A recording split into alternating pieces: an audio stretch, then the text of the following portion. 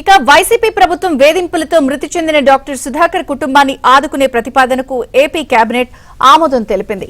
Doctor Sudhakar కుమారుడు లలిత్ ప్రసాద్ కు పదోన్నతి కల్పించాలని నిర్ణయించారు. డాక్టర్ సుధాకర్ కుటుంబానికి ₹1 కోటి ఆర్థిక సాయం ప్రతిపాదనకు కేబినెట్ ఆమోదం తెలిపింది.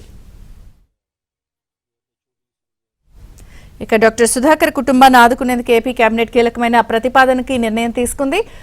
సత్య అందిస్తారు మరిన్ని వివరాలు. సత్య, వైసీపీ ప్రభుత్వ హయాంలో తీవ్రమైన వేధింపులకు గురైన వారిలో మరొకరు డాక్టర్ సుధాకర్ వైద్యం చేస్తూ కరోనా టైంలో మాస్కులు అడిగిన పాపానికి ఆయన మీద అనేక కేసులు నమోదు చేయడంతో పాటు ఆయన్ను నడి రోడ్డు మీద పెడరెక్కలు విరిచిగట్టి తీవ్ర అవమానానికి గురి చేశారు. తర్వాత అవమానాన్ని తట్టుకోలేక ఆయన మరణించిన పరిస్థితి అయితే ఉంది.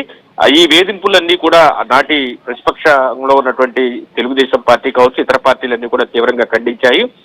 దళిత డాక్టర్ సుధాకర్ కుటుంబాన్ని ఆదుకోవడానికి ఈ రోజు కేబినెట్ లో కీలకమైన నిర్ణయం తీసుకున్నారు.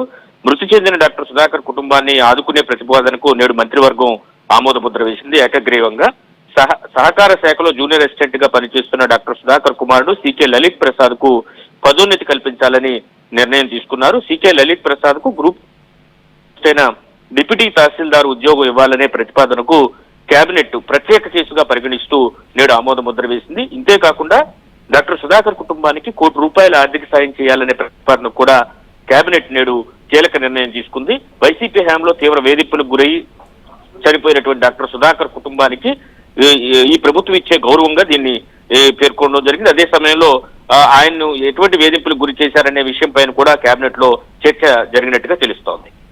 ఓకే.